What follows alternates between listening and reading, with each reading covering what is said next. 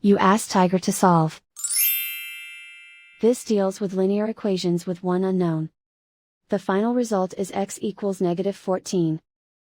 Let's solve it step by step. Simplify the expression.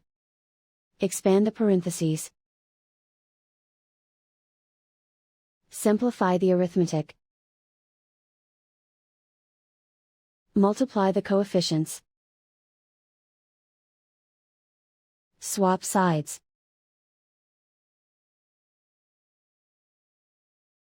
Group all constants on the right side of the equation. Add 2 to both sides. Group like terms. Simplify the arithmetic.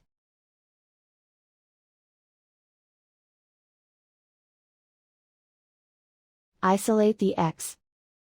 Divide both sides by 10. Simplify the fraction.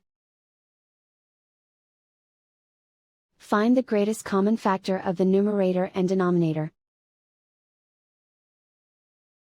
Factor out and cancel the greatest common factor.